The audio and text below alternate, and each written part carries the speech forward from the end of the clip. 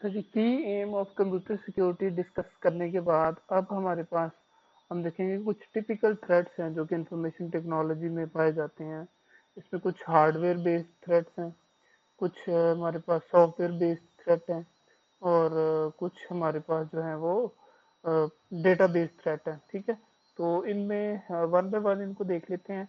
तो अगर हम हार्डवेयर थ्रेट्स की बात करें तो उसमें थेफ्ट है, यानी आपकी अगर कुछ सिस्टम है जो कि इंफॉर्मेशन टेक्नोलॉजी से रिलेटेड है, वो आपका सर्वर हो सकता है या कोई और भी डिजिटल गैजेट हो सकता है, उसमें थेफ्ट का एक थ्रेट है। फायर की वजह से भी एक थ्रेट है। Water, dust, smoke, rodents, chemicals, physical destruction bye personal और आउटसाइडर, वायर टैपिंग जो कि मैं पहले बता चुका हूँ, इलेक्ट्रोमैग्नेटिक एमेनिएशन। इसका मतलब है कि जो आपकी इलेक्ट्रोमैग्नेटिक रेडिएशन हैं या वेव्स हैं, इनके थ्रू आपका जो है वो डेटा डिस्ट्रॉय कर देना। ठीक है, तो ये तो हार्डवेयर इसमें थ्रेट्स हैं। उसके बाद अगर हम सॉफ्टवेयर थ्रेट्स की बात करें तो उसमें है unauthorised changes, intentional deletion, wrong version, logic bombs. अच्छा, अब लॉजिक बम को जरा समझ लें आप कि इसमें क्या होता है कि एक पीस ऑफ कोड होता है जो इंटेंशनली आपका जो कोई सॉफ्टवेयर है या एप्लीकेशन उसमें इंसर्ट कर दिया जाता है।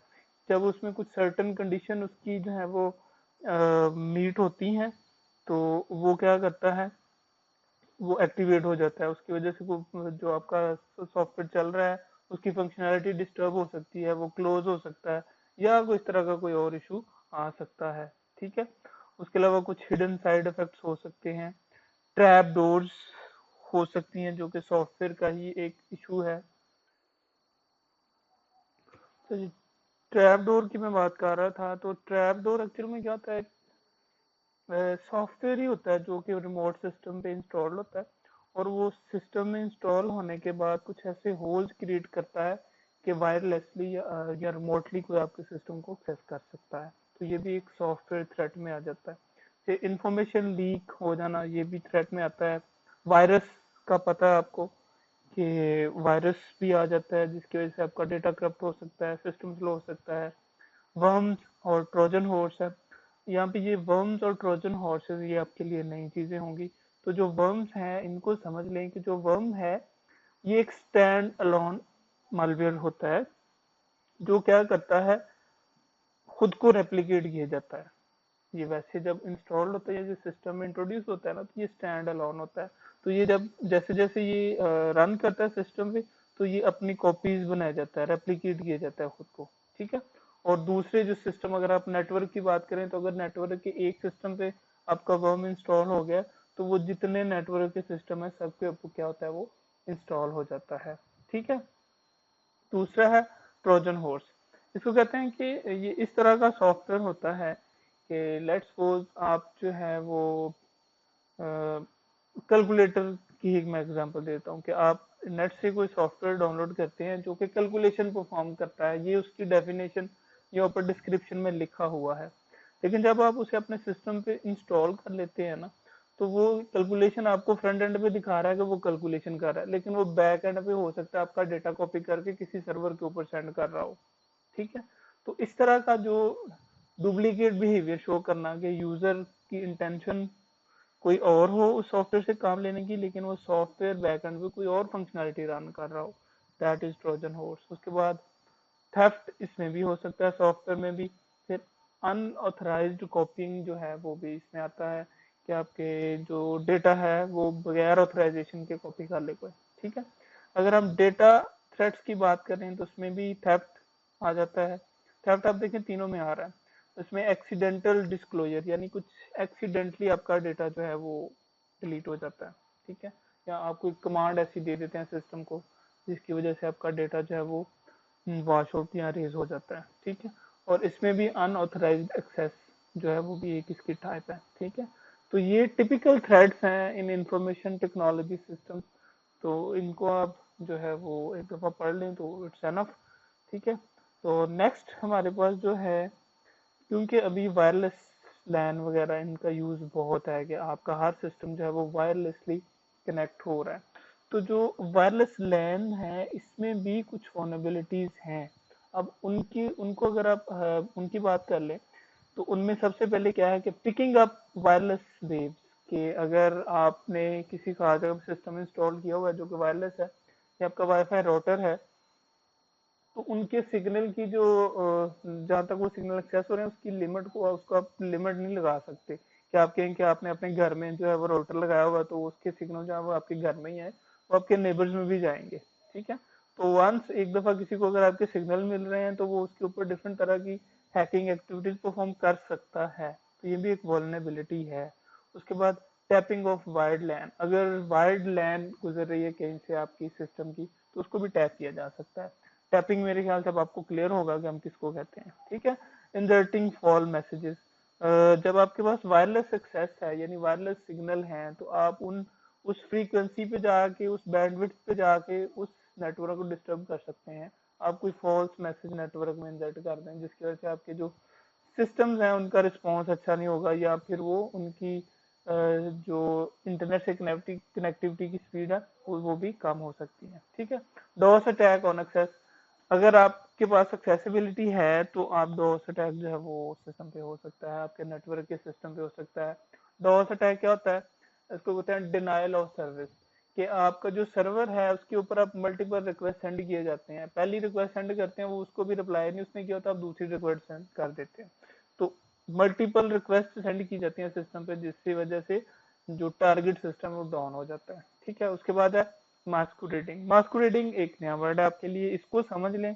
मास्कुरेड क्या है, is a type of attack where the attacker pretends to be authorized user of a system in order to gain access to it or gain greater privileges than they are authorized for। ये मैंने इसकी definition पूरी आपको बताई है, ये आपकी जो स्लाइड्स हैं इनके नीचे जो नोट्स हैं उनमें भी मेंशन है, तो इसका कोई इशू नहीं, आपको मिल जाएगी।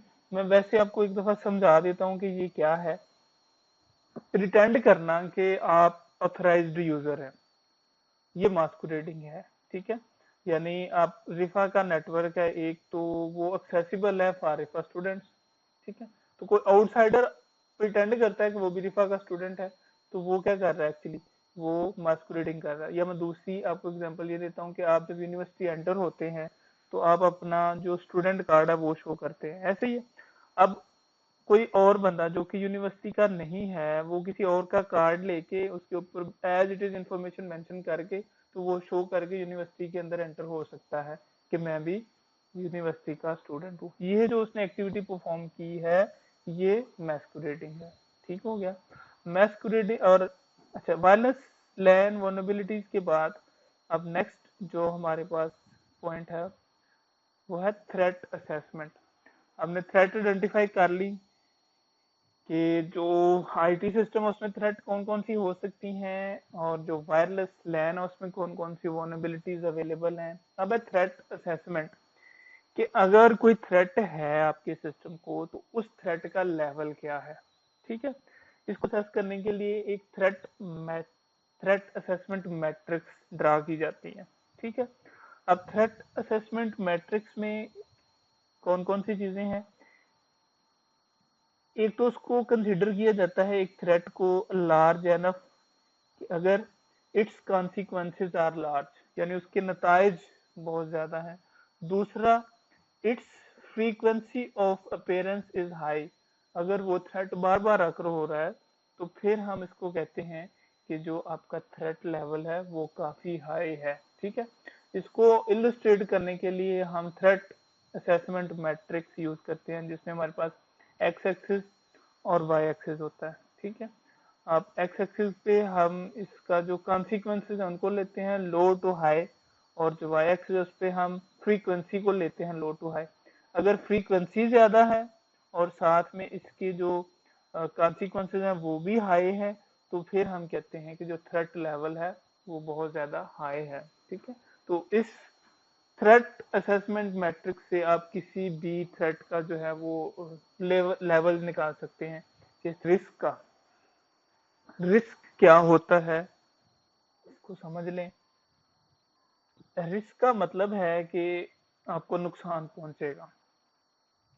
जैसे आप अपनी डेली लाइफ में भी कहते हैं कि ज्यादा तेज बाइक चलाने में रिस्क है, ये आप वर्ड यूज करते हैं ना, इसका मतलब है कि अगर आप बाइक को ज्यादा तेज चलाएंगे तो उसमें रिस्क है। किस बात का रिस्क है? एक्सीडेंट हो सकता है, कोई और तरह की इंजरी हो सकती है, तो उसको हम बोल होते हैं कि ये रिस्क है। ठीक है। अब इसी चीज को है कि हम जब सिस्टम की बात करते हैं, इंफॉर्मेशन सिस्टम की बात करते हैं, तो इसमें अगर कोई वॉनेबिलिटी है हमारे सिस्टम में, तो हमारा सिस्टम एट रिस्क है। ठीक है। फर्ज करें आपका कोई ऑनलाइन फेसबुक अकाउंट है, ठीक है, तो वो फेसबुक अकाउंट रिस्क पे कब होगा? जब आपने उसके ऊपर मल्टी फैक्टर जो है ऑथेंटिकेशन नहीं लगाई हुई, ठीक है, या टू डिफरेंट उसको ऑथेंटिकेट करने के मैकेनिज्म इंट्रोड्यूस नहीं करवाए हुए, तो फिर हम कहते हैं कि आपका जो अकाउंट है जो ऑथेंटिकेटेड है वो रिस्क के ऊपर है, यानी वो एट रिस्क है। ठीक है, उसको कोई हार्म या नुकसान पहुंच सकता है। ठीक है, दैट इज रिस्क। अब रिस्क के साथ डील कैसे किया जाता है अगर रिस्क हो तो? उसके लिए हमारे पास कुछ पॉइंट्स हैं कि रिस्क अगर हो तो उसको डील कैसे करना है। ठीक है। जो पहला पॉइंट है हमारे पास वो है प्रिवेंट इट। यानी अगर आपको लग रहा है कि रिस्क है तो आप उसको प्रिवेंट करें ना, उसको ब्लॉक द अटैक और रिमूव वनएबिलिटी। यानी या तो आप अटैक को ब्लॉक कर दें या फिर जो वनएबिलिटी है उनको रिमूव कर दें। प्रिवेंट इट के बाद सेकंड जो हमारे पास पॉइंट है वो है डिटर इट। ठीक है, ये सेकंड पॉइंट। तो डिटेरेट का क्या मतलब है? Make attack harder. यानी आप इतने अपने सिस्टम पे कंट्रोल लगाएं, इतनी सिक्योरिटी इंट्रोड्यूस करवाएं कि उस पर अटैक करना मुश्किल हो। ठीक है। थर्ड पॉइंट है हमारे पास कि deflect it, make other targets more attractive. यानी एक तो आपका मेजर टारगेट है ना या मेजर एसेट है, तो आप वहां पे डेलिबरेटली या जानबूझ के इस तरह का कोई साथ में सब सिस्टम रखें जिस पे अटैक करना आसान हो, कि अगर कोई अटैकर अटैक करता है तो वो उसके ऊपर अटैक करे, आपका जो मेजर टारगेट है वो बच जाए। ठीक है, तो ये भी एक तरह का कंट्रोल है या उसको रिस्क को डील करने का एक तरीका है। दूसरा है डिटेक्टेड, मतलब अगला नेक्स्ट पॉइंट है हमारे पास डिटेक्टेड। यानी कि आप जब अटैक हो रहा हो सिस्टम के ऊपर तो आप उसको डिटेक्ट करें। ठीक है, उसी टाइम पे करें तो ज्यादा बेहतर है। आपका सिस्टम इतना इंटेलिजेंट हो कि वो जब अटैक हो उसी टाइम पे अलार्म जनरेट कर दे। अगर उस टाइम नहीं कर सका तो बाद में तो लाजमी वो क्या करे, उसको आइडेंटिफाई कर ले कि यहाँ पे अटैक हो रहा है। एंड वाला पॉइंट हमारे पास रिकवर फ्रॉम इट, कि अगर अटैक हो चुका है आपके सिस्टम के ऊपर तो सिस्टम इस कैपेबल होना चाहिए कि वो उस अटैक से रिकवर हो सके। ठीक है, तो ये कुछ रिस्क को रिस्क के साथ डील करने के लिए कुछ पॉइंट्स थे जो मैंने आपको इंट्रोड्यूस करवाए। ठीक है। अच्छा जी, नेक्स्ट हमारे पास है कि रिस्क को असेस हमने कैसे करना है, कि जो रिस्क का है उसका लेवल क्या है। ठीक है, तो रिस्क को असेस करने के लिए भी हम रिस्क असेसमेंट मैट्रिक्स का यूज करते हैं। और इसमें हम दो चीज़ों को जो है वो मेजर कर रहे होते हैं। एक होती है हमारे पास कि थ्रेट इज लार्ज, अगर थ्रेट लार्ज है, और जो कंट्रोल हमने अप्लाई किए हुए हैं वो इतने स्ट्रॉन्ग नहीं है।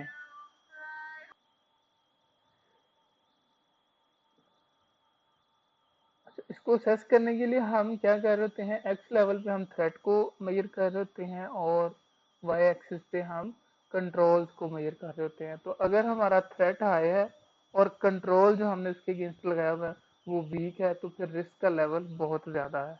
ठीक है, रिस्क लेवल हाई है। तो इसको हम ओवरऑल रिस्क असेसमेंट मैट्रिक्स बोलते हैं। ठीक है। नेक्स्ट एक एग्जांपल मैं आपको शो करता हूँ जिसमें कि आपको ये चीज दिखाई जाएगी कि अगर आपके सिस्टम के ऊपर अटैक हो रहा है तो उसके ऊपर कंट्रोल डिफरेंट आप कैसे अप्लाई करते हैं कि आपका जो मेजर एसेट्स है जो वो उसके ऊपर उस तक अटैक ना पहुंचे। ठीक है, इसके लिए एक एग्जांपल के साथ मैं आपको एलेबोरेट करता हूँ। ठीक है, और इस एग्जांपल में आपको एक सिस्टम नजर आ रहा होगा यहाँ पे। अगर आप देख रहे हैं, देखें यहाँ पे, तो ये हमारा टारगेट एसेट्स है, ये यहाँ पे जो है। ठीक है, जिसको हमने प्रिवेंट करना है। अब यहाँ पे हमने डिफरेंट तरह के कंट्रोल्स लगाए हुए हैं। ठीक है, और ये कंट्रोल किस लिए लगाए हुए हैं, ताकि हमारा टारगेट एसेट जो है वो सेफ रहे। ठीक है, अब control offers one or more different ways of dealing with risk to prevent harm. ठीक है, रिस्क के साथ हमें डील करना है कि हमें रिस्क कम से कम हो। ठीक है, उसके लिए हम डिफरेंट कंट्रोल अप्लाई करते हैं अपने सिस्टम के ऊपर। ठीक है, इनको वन बाय वन हम देख लेते हैं कि कौन से कंट्रोल का क्या पर्पज है।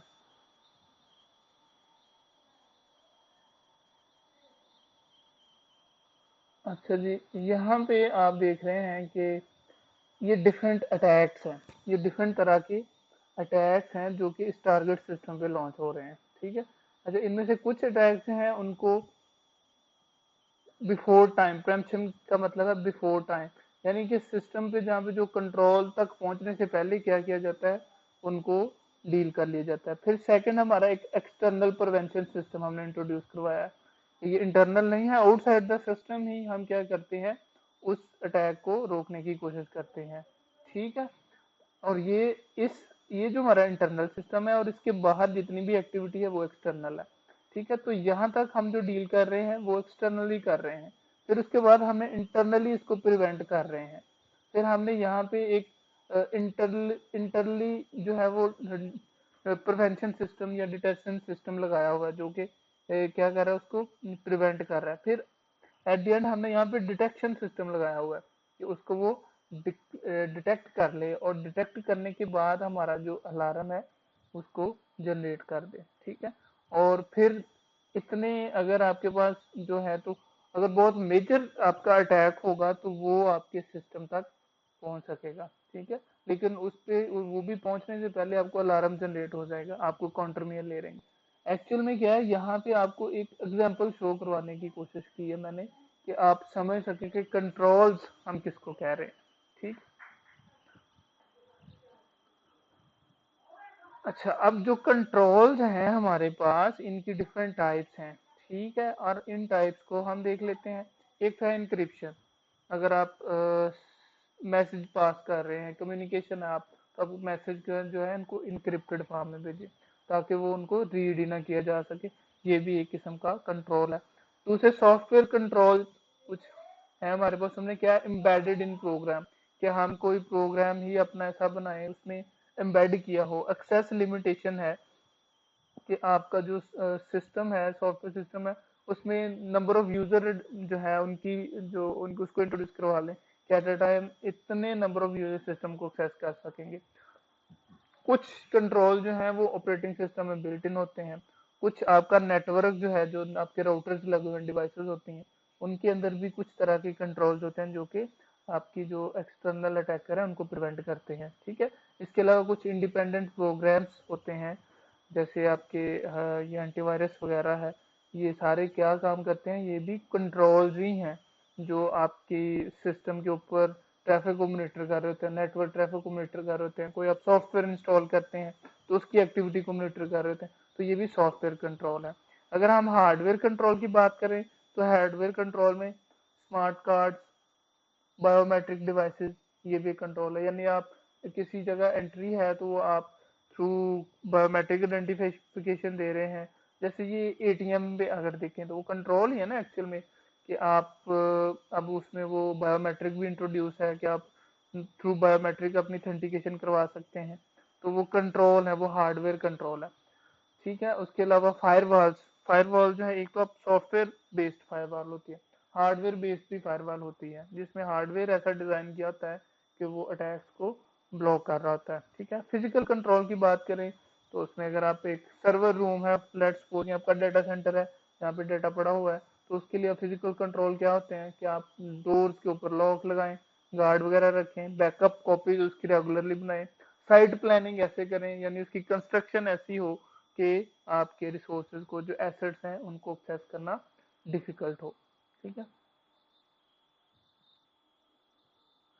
At the end of lecture यहाँ पे एक स्लाइड इंट्रोड्यूस करवाई हुई है मैंने कि हम इस कोर्स में करेंगे क्या, मैनी फॉर्म्स ऑफ थ्रेट। इनको हम जो और भी फॉर्म कुछ देखे हैं, मजीद भी देखेंगे, थ्रेट्स की फॉर्म को देखेंगे।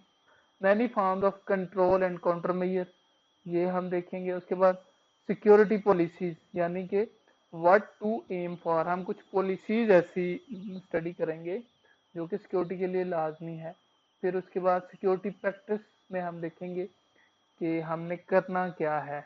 एक तो हम एम होता है ना, एक वो जो हम वाकई में करते हैं, ठीक है। Some of the legal and ethical aspects क्या है, उनको भी हम देख लेंगे, ठीक है। और इसमें हम illustration in term of theoretical exercise and practical task कोशिश करेंगे कि अगर हो सके, को टाइम हुआ हमारे पास, तो हम इसमें कुछ प्रैक्टिकल टास्क जो है वो इंट्रोड्यूस करवा सकें, ठीक है।